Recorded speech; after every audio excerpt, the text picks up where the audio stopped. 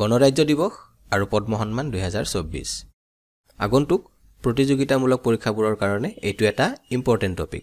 ইয়াৰ পৰা পৰীক্ষাত আহিব পৰা সম্ভাৱ্য প্ৰশ্ন কিছুমান আজিৰ এই ভিডিঅ'টোত আলোচনা কৰিছো। আপোনালোকে এই প্ৰশ্ন উত্তৰবোৰ মনত ৰাখিবলৈ চেষ্টা কৰিব। প্ৰথম প্ৰশ্ন 26 জানুৱাৰী 2024ত কিমান সংখ্যক গণৰাজ্য দিৱস পালন কৰা হৈছে? এই প্ৰশ্নটোৰ বাবে ইয়াতে 4টা অপচন দিয়া হৈছে A, B, C আৰু D। এই 4টা অপচনৰ ভিতৰত শুদ্ধ উত্তৰটো হৈছে অপচন D 75th। অৰ্থাৎ 26 জানুৱাৰী 2024ত 75 সংখ্যক গণৰাজ্য দিৱস পালন কৰা হৈছে। 26 জানুৱাৰী 1950 চনত ভাৰতৰ প্ৰথম গণৰাজ্য দিৱস পালন কৰা হৈছিল। সেই সময়ত ভাৰতৰ ৰাষ্ট্ৰপতি আছিল ডক্টৰ ৰাজেন্দ্ৰ প্ৰসাদ। 2 নং প্ৰশ্ন গণৰাজ্য দিৱস 2024ৰ মুখ্য অতিথিগৰাকীৰ নাম কি? অপচন 4টা দিয়া আছে Vladimir Putin, president of Russia, Joe Biden, president of USA, Volodymyr Zelensky, president of Ukraine আৰু Emmanuel Macron, president of France. এই 4টা অপচনৰ ভিতৰত শুদ্ধ উত্তৰটো হৈছে অপচন D ইমানুৱেল মেক্ৰন। তেখেত এইবাৰ গণৰাজ্য দিৱসৰ মুখ্য অতিথি। 3 নং প্ৰশ্ন গণৰাজ্য দিৱস 2024ৰ বিষয়বস্তু কি? 4টা অপচন দিয়া আছে বিকশিত Bharat, Bharat the mother of democracy, only a, both A and B। এই 4টা অপচনৰ ভিতৰত শুদ্ধ উত্তৰটো হৈছে option D both A and B। অৰ্থাৎ গণৰাজ্য দিৱস 2024ৰ বিষয়বস্তু বা থিম হৈছে বিকশিত ভাৰত আৰু Bharat the mother of democracy. 4 নং প্ৰশ্ন গণৰাজ্য দিৱস 2024ত কিমানটা প্ৰতীক পথ প্ৰদৰ্শিত কৰা হৈছে? ইয়াতে এই 4টা অপচন দিয়া আছে। এই 4টা অপচনৰ ভিতৰত শুদ্ধ উত্তৰটো হৈছে অপচন C 25। গণৰাজ্য দিৱস 2024ত 25টা প্ৰতীক পথ প্ৰদৰ্শিত কৰা হৈছে। 5 নং প্ৰশ্ন 75 সংখ্যক গণৰাজ্য দিৱসত কিমানগৰাকী বিশিষ্ট ব্যক্তিলৈ পদ্ম সন্মান প্ৰদান কৰা হৈছে? অপচনবোৰ হৈছে 110 গৰাকী, 132 গৰাকী, 120 গৰাকী আৰু 107 গৰাকী। এই 4টা অপচনৰ ভিতৰত শুদ্ধ উত্তৰটো হৈছে অপচন B 132 গৰাকী। এইবাৰ গণৰাজ্য দিৱসত মুঠ 132 গৰাকী বিশিষ্ট ব্যক্তিলৈ পদ্ম সন্মান প্ৰদান কৰা হৈছে। 6 নং প্ৰশ্ন 2024 বৰ্ষৰ গণৰাজ্য দিৱসত কিমানগৰাকী বিশিষ্ট ব্যক্তিলৈ পদ্ম বিভূষণ সন্মান প্ৰদান কৰা হৈছে? অপচনবোৰ হৈছে 6 গৰাকী, 9 গৰাকী, 5 গৰাকী আৰু 7 গৰাকী। এইকেইটা অপচনৰ ভিতৰত শুদ্ধ উত্তৰটো হৈছে অপচন C 5 গৰাকী। 2024 বৰ্ষৰ গণৰাজ্য দিৱসত 5 গৰাকী বিশিষ্ট ব্যক্তিয়ে পদ্ম বিভূষণ সন্মান লাভ কৰিছে। 7 নং প্ৰশ্ন 2024 বৰ্ষৰ গণৰাজ্য দিৱসত কিমানগৰাকী বিশিষ্ট ব্যক্তিলৈ পদ্ম ভূষণ সন্মান প্ৰদান কৰা হৈছে? অপচনবোৰ হৈছে 13 গৰাকী, 15 গৰাকী, 17 গৰাকী আৰু 19 গৰাকী। এই গোটেইকেইটা অপচনৰ ভিতৰত শুদ্ধ উত্তৰটো হৈছে অপচন C 17 গৰাকী। 17 গৰাকী বিশিষ্ট ব্যক্তিলৈ 2024 বৰ্ষৰ পদ্ম ভূষণ সন্মান প্ৰদান কৰা হৈছে। 8 নং প্ৰশ্ন 2024 বৰ্ষৰ গণৰাজ্য দিৱসত কিমানগৰাকী বিশিষ্ট ব্যক্তিলৈ পদ্মশ্ৰী সন্মান প্ৰদান কৰা হৈছে? ইয়াতে এই 4টা অপচন দিয়া আছে। এই 4টা অপচনৰ ভিতৰত শুদ্ধ উত্তৰটো হৈছে অপচন D 110। 2024 বৰ্ষৰ গণৰাজ্য দিৱসত 110 গৰাকী বিশিষ্ট ব্যক্তিলৈ পদ্মশ্ৰী সন্মান প্ৰদান কৰা হৈছে। পদ্ম বিভূষণ সন্মান লাভ কৰিছে 5 গৰাকী ব্যক্তিয়ে, পদ্ম ভূষণ সন্মান লাভ কৰিছে 17 গৰাকী ব্যক্তিয়ে আৰু পদ্মশ্ৰী সন্মান লাভ কৰিছে 110 গৰাকী ব্যক্তিয়ে। গতিকে মুঠ 132 গৰাকী বিশিষ্ট ব্যক্তিয়ে পদ্ম সন্মান 2024 লাভ কৰিছে। আগবাঢ়িছো পৰৱৰ্তী প্ৰশ্নলৈ।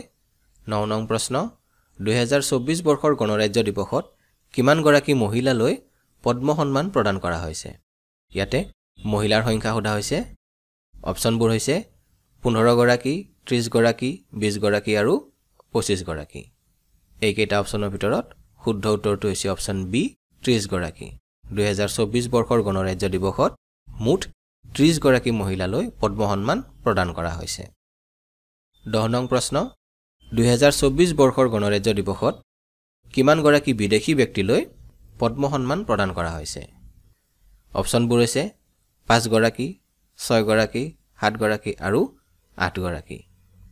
এই অপচন কেইটাৰ ভিতৰত শুদ্ধ উত্তৰটো হৈছে অপচন ডি 8 গৰাকী 2024 বৰ্ষৰ গণৰাজ্য দিৱসত 8 গৰাকী বিদেশী ব্যক্তিয়ে পদ্ম সন্মান লাভ কৰিছে 11 নং প্ৰশ্ন কিমান গৰাকী ব্যক্তিলৈ মৰণোত্তৰভাৱে পদ্ম সন্মান 2024 প্ৰদান কৰা হৈছে এই চাৰিটা অপচনৰ ভিতৰত শুদ্ধ উত্তৰটো হৈছে অপচন সি 9 গৰাকী 9 গৰাকী ব্যক্তিলৈ মৰণোত্তৰভাৱে পদ্ম সন্মান 2024 প্ৰদান কৰা হৈছে 12 নং প্ৰশ্ন অসমৰ কিমান গৰাকী ব্যক্তিয়ে পদ্ম সন্মান 2024 লাভ কৰিছে অপচনবোৰ হৈছে 1 গৰাকী 2 গৰাকী 3 গৰাকী আৰু 4 গৰাকী ইয়াৰে ভিতৰত শুদ্ধ উত্তৰটো হৈছে অপচন সি 3 গৰাকী অসমৰ 3 গৰাকী ব্যক্তিয়ে পদ্ম সন্মান 2024 লাভ কৰিছে এই ব্যক্তি কেইগৰাকী হৈছে শ্ৰীমতী পাৰ্বতী বৰুৱা তেখেতে সোশ্যাল ওয়াৰ্ক বা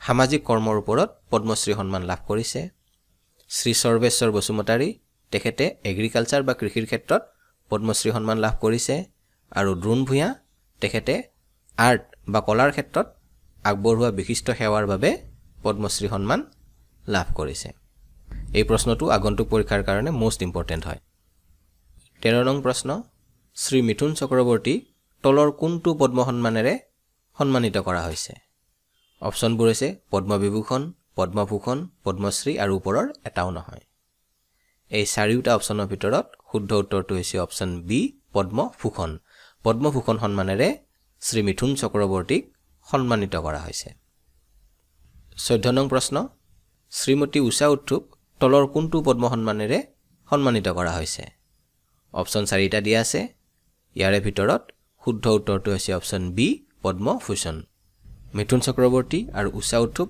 এওঁলোক দুয়ো গৰাকীকে এইবাৰ পদ্মভূষণ সন্মানেৰে সন্মানিত কৰা হৈছে আৰু আজিৰ আলোচনাৰ শেষৰ প্ৰশ্নটো হৈছে গণৰাজ্য দিৱসত ভাৰতৰ ৰাষ্ট্ৰীয় পতাকা কোনে উত্তোলন কৰে অপচন 4টা আছে ৰাষ্ট্ৰপতি উপৰাষ্ট্ৰপতি মুখ্য ন্যায়াধীশ আৰু প্ৰধানমন্ত্ৰী এই চাৰিটা অপচনৰ ভিতৰত শুদ্ধ উত্তৰটো হৈছে অপচন এ ৰাষ্ট্ৰপতি গণৰাজ্য দিৱসত ভাৰতৰ ৰাষ্ট্ৰপতিয়ে ৰাষ্ট্ৰীয় পতাকা উত্তোলন কৰে আনহাতে স্বাধীনতা দিৱসত ভাৰতৰ প্ৰধানমন্ত্ৰীয়ে নতুন দিল্লীৰ লালকিল্লাত ৰাষ্ট্ৰীয় পতাকা উত্তোলন কৰে এইখিনিতে এখেতসকলৰ নামবোৰ মনত পেলাই দিছো বৰ্তমান ভাৰতৰ ৰাষ্ট্ৰপতি গৰাকীৰ নাম হৈছে শ্ৰী দ্ৰৌপদী মুৰ্মু উপৰাষ্ট্ৰপতি গৰাকীৰ নাম হৈছে শ্ৰী জগদীপ ধনখড় মুখ্য ন্যায়াধীশ হৈছে ধনঞ্জয় ৱাই চন্দ্ৰচূড় আৰু প্ৰধানমন্ত্ৰী গৰাকীৰ নাম হৈছে শ্ৰী নৰেন্দ্ৰ মোদী এইখিনিয়ে হৈছে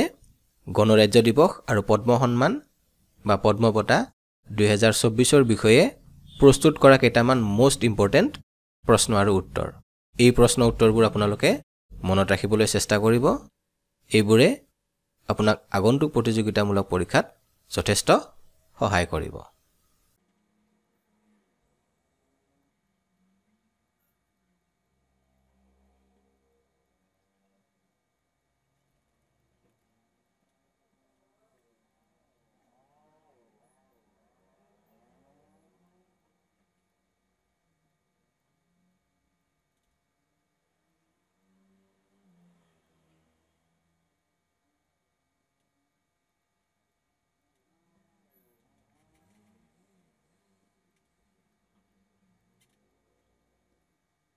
ভিডিওটো ভাল পালে লাইক কমেন্ট আৰু শেয়াৰ কৰিব যদি আপুনি এতিয়াও এই চেনেলটো সাবস্ক্ৰাইব কৰা নাই তেনেহলে সাবস্ক্ৰাইব কৰিবলৈ অনুৰোধ কৰিলো কাৰণ এই চেনেলত প্ৰতিযোগিতামূলক পৰীক্ষাৰ কাৰণে দৰকাৰী বিষয়ৰ ভিডিও আপলোড হৈ থাকে চেনেলটো সাবস্ক্ৰাইব কৰাৰ পিছত নটিফিকেশন বেলটো অন কৰি অলট ক্লিক কৰিব তেতিয়া এই চেনেলত আপলোড হোৱা যিকোনো ভিডিওৰ নটিফিকেশন প্ৰথমে আপোনাৰ ওচৰলৈ যাব ধন্যবাদ